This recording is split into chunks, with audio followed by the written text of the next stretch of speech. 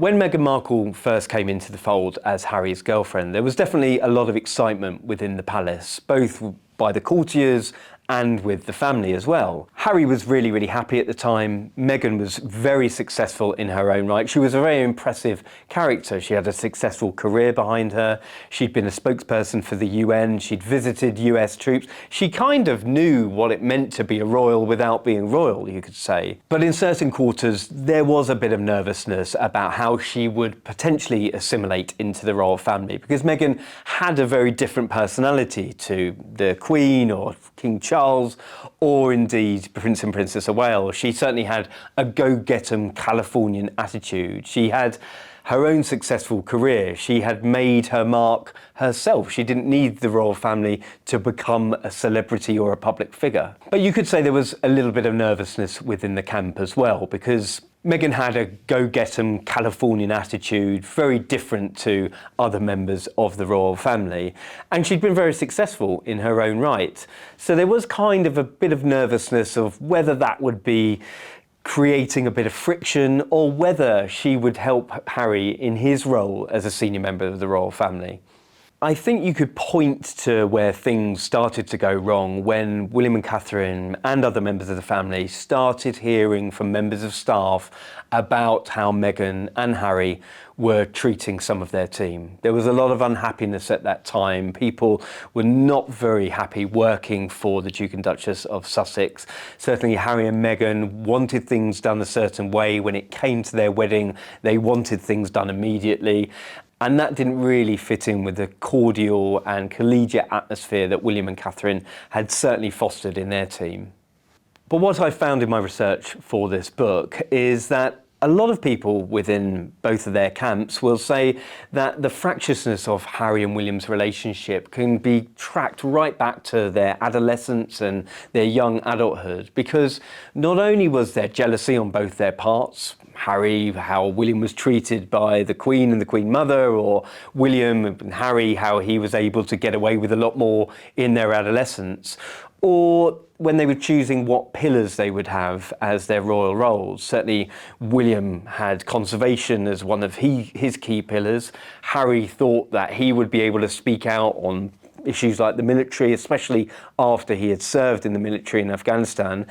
But he didn't really have an appreciation for William being Commander-in-Chief of the Armed Forces. And this sort of back and forth between them played out right the way through their adolescence to the current day. And I think that, it wasn't just overnight. It wasn't a case of Meghan coming onto the scene and taking Harry away. There has always been this issue of the heir and the spare, if you will.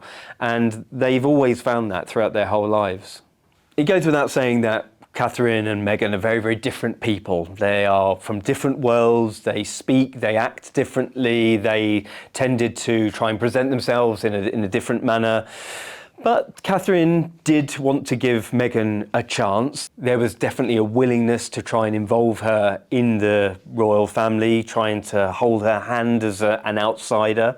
But I think what Catherine experienced was Meghan didn't really want a relationship with her.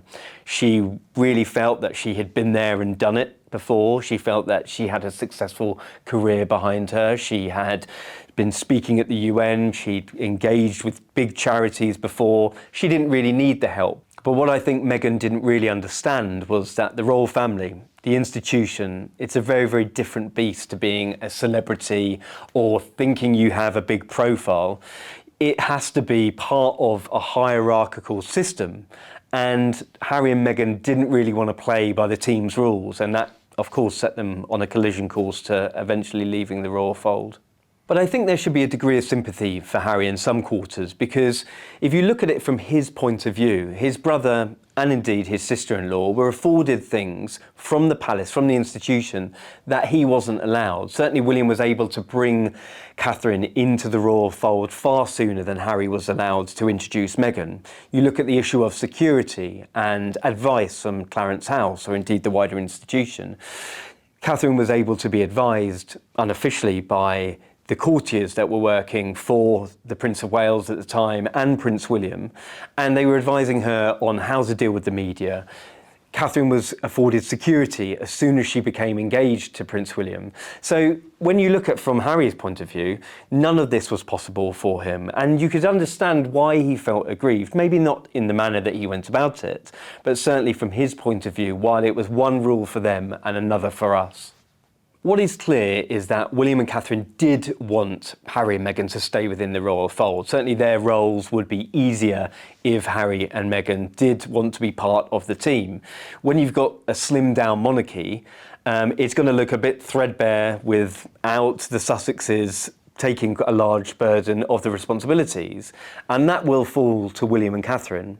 And William had argued to his brother, "You're much better inside the camp than out of it." But he couldn't persuade him, and Harry and Meghan certainly had different views on how they should have been treated by the institution and different views of how successful they would be without it. William certainly asked Harry to stay, but he didn't want to beg him, and he didn't agree with the way that Harry and Meghan had gone about it. He didn't agree with the fact that they put it on Instagram. He disagreed with the fact that they hadn't told the late Queen the full story.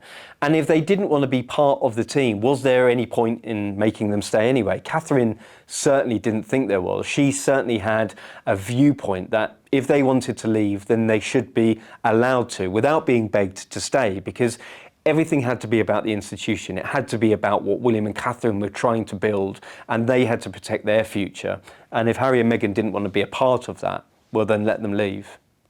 There were a lot of explosive lines in Harry's memoir, Spare, but no more so, perhaps, than the allegation that William assaulted him in his own house. I think this was the height of tensions about how Harry and Meghan were dealing with staff, were potentially plotting a life outside the royal family. But I've since been told that that's certainly disputed, that there was no physical violence, that there were certainly crosswords exchanged. But reading between the lines, I think at a period of such heightened tensions, there's definitely two sides to this story. After Harry and Meghan had decided to leave the royal fold, it certainly left the royal family trying to pick up the pieces. Harry and Meghan had decided to quit pretty instantly. They'd announced it on Instagram. They hadn't wanted to try and work out the best practice, a way to do this with everybody reading off the same hymn sheet. And that meant that, of course, relationships were really, really fractured. There was a lot of ill feeling on both sides that they hadn't been able to sort this out in-house to create a situation that was best for both parties. And we saw this fractiousness when Harry and Meghan returned for Prince Philip's funeral. The fact that Peter Phillips had to stand in between his cousins, William and Harry, gave you a real indication of the fact that they weren't speaking. Catherine certainly thought that Harry and Meghan were not to be trusted. And even though she told William to speak to his brother, to try and find some common ground to work forward, she told William to really treat any conversations with Harry with the utmost caution, because both Harry and Meghan were not to be trusted.